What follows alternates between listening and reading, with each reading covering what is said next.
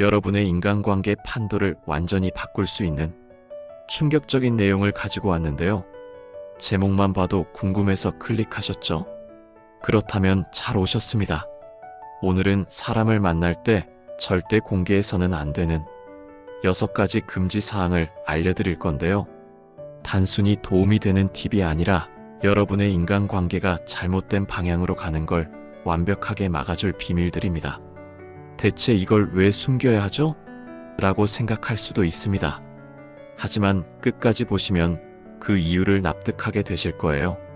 특히 마지막 6번째 항목은 많은 분들이 실수하고 있는 치명적인 부분일지도 몰라요.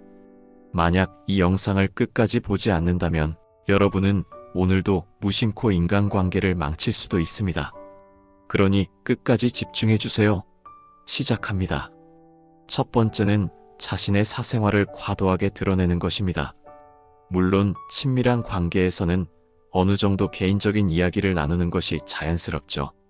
하지만 처음 만나거나 아직 신뢰가 형성되지 않은 사람에게 자신의 모든 것을 털어놓는 것은 경솔할 수 있어요.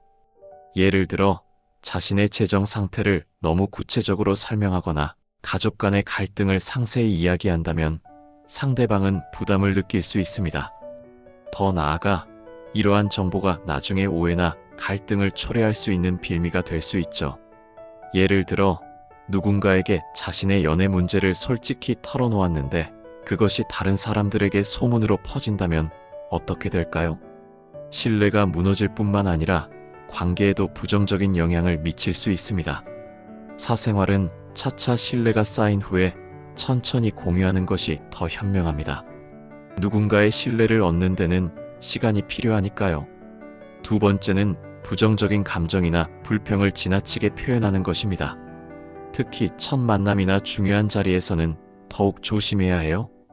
예를 들어 처음 만난 자리에서 요즘 너무 힘들어요. 직장에서 너무 스트레스를 받아요.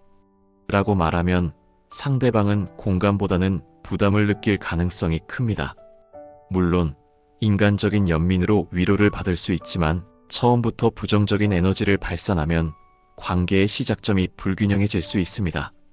특히 감정적으로 민감한 시점에 상대방에게 부담을 주게 되면 그 사람은 나를 피하고 싶어질 수도 있어요.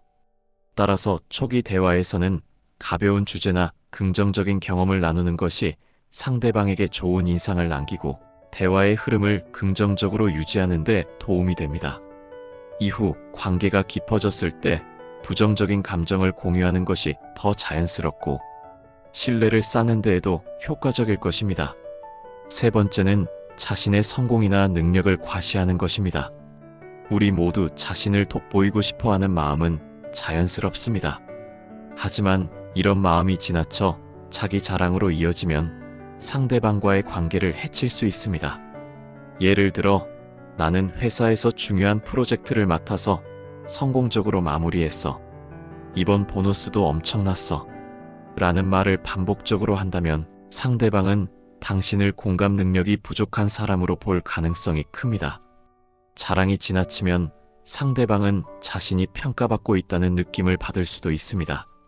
특히 상대방이 비슷한 문제를 겪고 있거나 자존감이 낮은 상태라면 이런 자랑은 오히려 대화를 어색하게 만들 수 있습니다.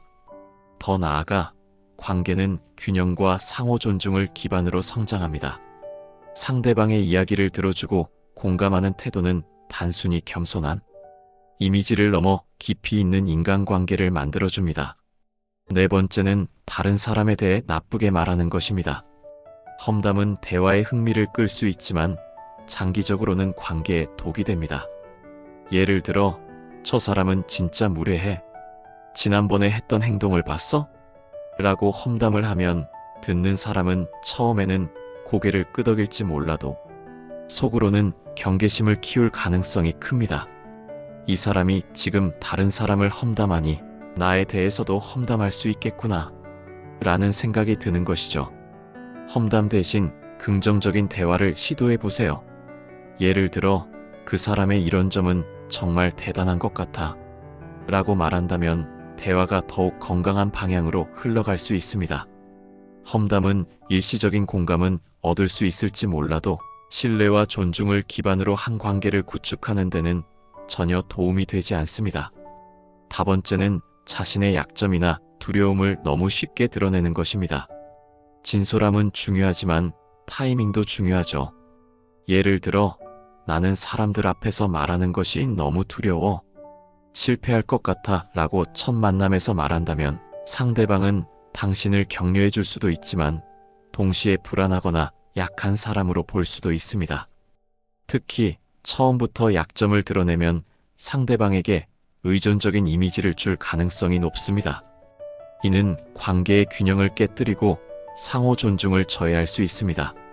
대신 처음 만남에서는 자신의 긍정적이고 강한 면을 보여주는 것이 더 중요합니다. 나는 새로운 도전을 좋아해처럼 자신감을 나타내는 표현은 상대방에게 더 좋은 인상을 남길 수 있습니다. 약점이나 두려움은 관계가 깊어진 이후에 신중하게 나누는 것이 더 적절합니다. 여섯 번째는 정치적이거나 논쟁의 여지가 있는 주제를 피하는 것입니다. 정치, 종교, 사회 문제와 같은 민감한 주제는 사람마다 관점과 의견이 다를 수 있기 때문에 매우 신중해야 해요.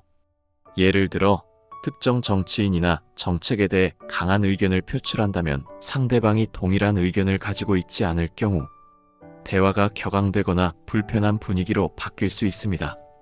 특히 처음 만난 자리에서는 이런 주제를 언급하는 것을 피하고 가벼운 주제로 대화를 시작하는 것이 좋습니다. 예를 들어, 최근에 본 영화가 정말 재미있었어요.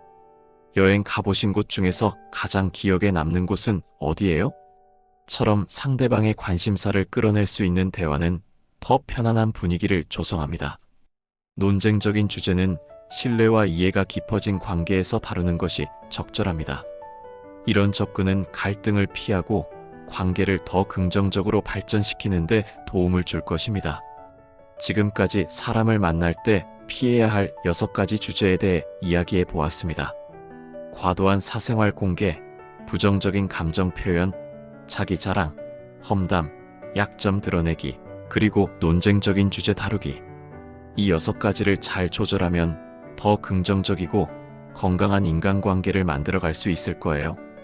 여러분도 이런 점들을 염두에 두고 상대방에게 더 좋은 인상을 남겨보세요. 끝까지 시청해 주셔서 감사합니다. 다음에 또 만나요.